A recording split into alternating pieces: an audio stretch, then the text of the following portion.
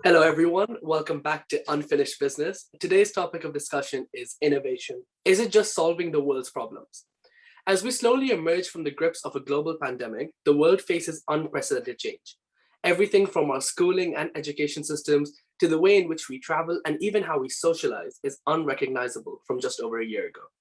Now more than ever, businesses are required to adapt, evolve, and some may even say innovate to suitably meet the ever changing needs of their customers. There is one buzzword that seems to signify the success of a business in the present day. That is innovation. Often elusive and hard to explain, if you type what is business innovation into Google, you get 69 million results. Here, a collection of KBS academics, well researched in the field, local innovative business owners, and entrepreneurial students and alumni come together to uncover just what it means to be innovative and how all companies can inject a culture of innovation. We're joined by a panel of esteemed guests. I'll let them introduce themselves, starting off with Naveed Bhatti. Hi, this is Naveed Bhatti. I was a former student of University of Kent, and I graduated in 2019 with business. And I thought I liked the city enough, and I set up a business here called GenSpec Limited. Lovely, thank you so much. And Dr. Eddue. Hi everyone, I'm Eddue. I'm lecturing marketing and I work at Kent Business School. And my research interest is consumer behavior and innovation management. Thanks. Perfect, thank you. And Giovanni? Hi everyone, I'm Giovanni, a current marketing student at Kent Business School. Also an entrepreneur. Perfect, lovely to meet you all, and thank you so much for joining us today. I'll start off with one basic question. So in your own words, what does it mean to be innovative? Back to you, Naveed. Oh, sorry. Yeah, if I were to give you the invention definition of innovation, which most people tend to use, is like, for example, innovation is to use the available resources and the available technologies to make the existing said invention better, to make the process more efficient, convenient, faster, cheaper, what have you. So in a short sentence, innovation is an invention implemented and used on a large scale, right? But so for example, going with that definition, the original computer was invented by Alan Turing. And that was just a big machine that, just counted to break the enigma, right? So and everything that's been done to computers up till now, up to what you're using now to see me and type and all its user friendliness is innovation on top of that invention. So that's the invention definition. From an entrepreneurial perspective, the definition is the same, but the entrepreneur part is to bring it to the market, to make it happen, to make it work. I would also very much like to give you the example of Tesla. Now, you would think that by the way they've been how they've been doing business is that they invented the electric cars. Electric cars had been around for decades prior to Tesla. Elon Musk actually bought the small company Tesla that was founded, and he implemented marketing innovation, very important to what we'll discuss later, but he implemented marketing innovation. So the market, of course, was there. People were hungry for environmentally friendly cars, environmentally friendly solutions to travel and transport. But there was a real problem with people adopting electric cars, and that's what the marketing innovation of Tesla has solved. In his own words, Elon made Tesla and electric cars sexy. By the way, unless you're a massive car nerd, you might have missed that the model numbers are S3, X, and Y, which also spells sexy, just to cap that off. Thank you so much for that. I really appreciate it. And then the same question to you, Dr. Eddie. Thanks. I think there are loads of theories and concepts that introduce the concept of innovation. But in my own word, I think to be innovative is to be new and to be beneficial. I think these two aspects are the fundamental elements in innovation. So to be new means different from existing products or say process. as innovation can be either tangible products or intangible services or even process.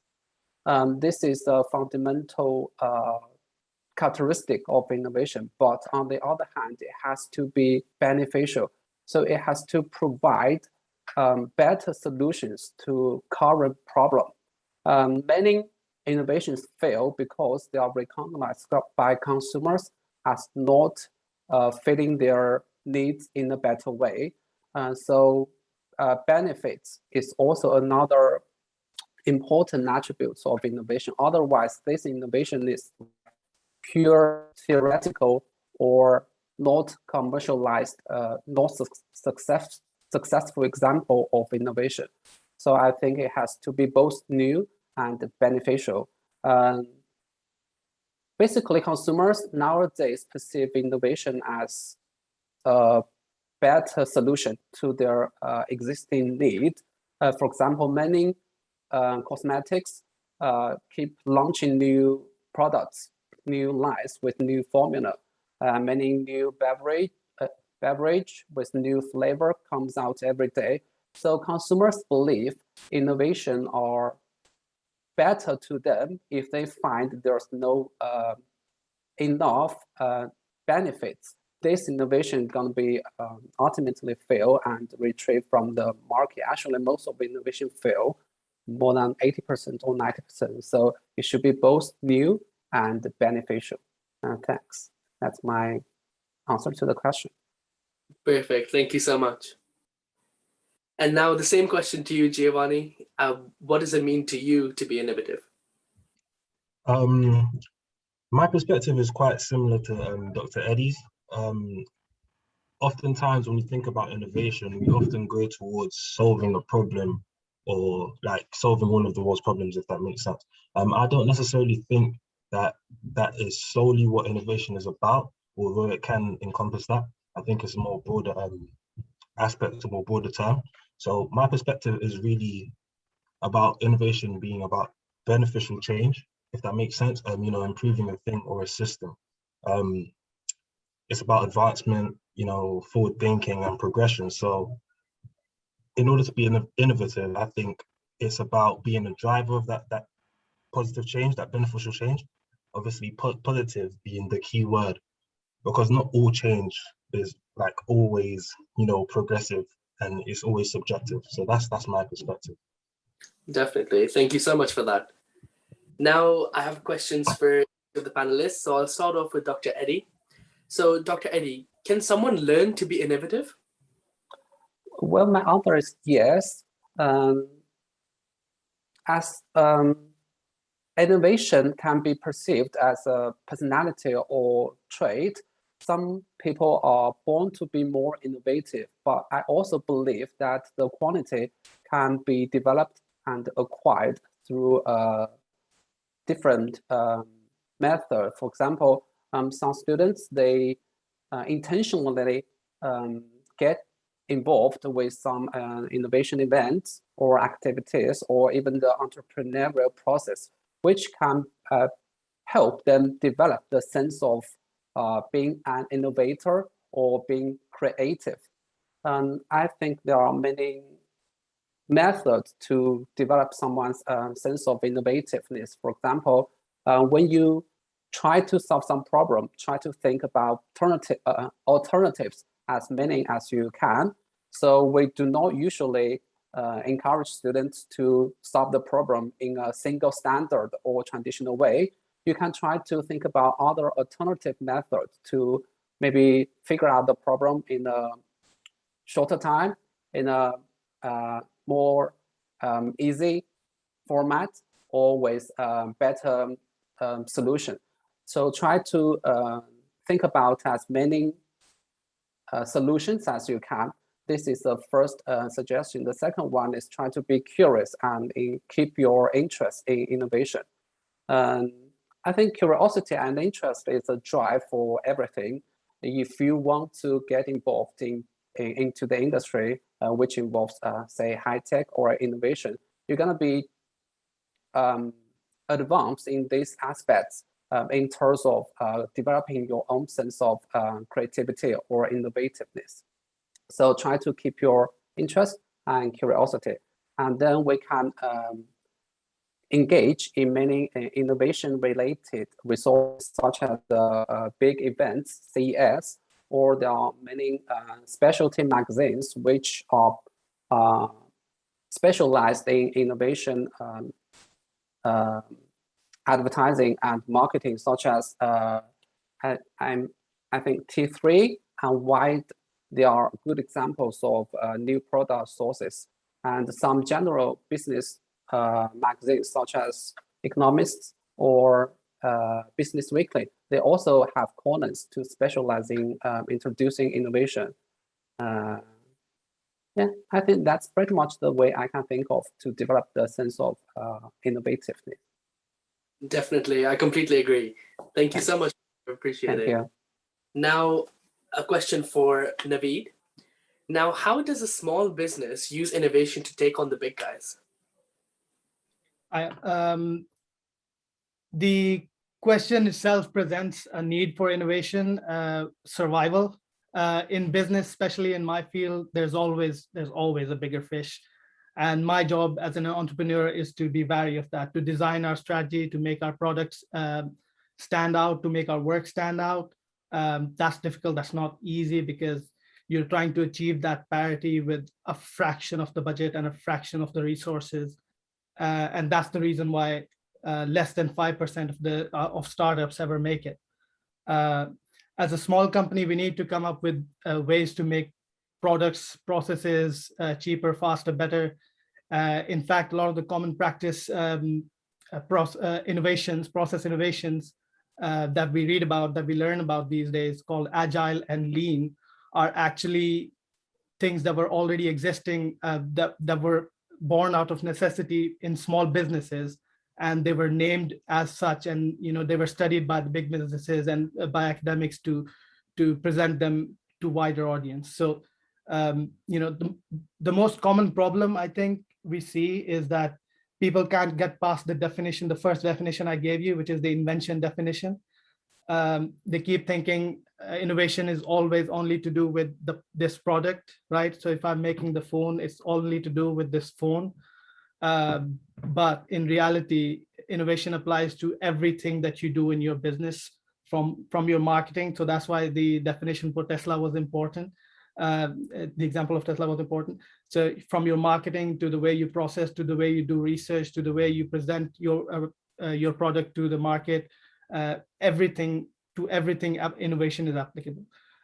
In a very, very, very, very small sense, innovation, I don't know, I hope Eddie and Giovanni don't disagree with me, but it is problem solving a bit. Mm-hmm. So you're presenting yourself the problem of, how do I make this product accessible to the market? How do I make this product cheaper for the market so I can introduce it to a wider audience? And those are problems that you can go about solving using innovation, coming up with new ideas, as Dr. Eddie said, and coming up with ways to not just make it more economically viable, but also better for the society as a whole.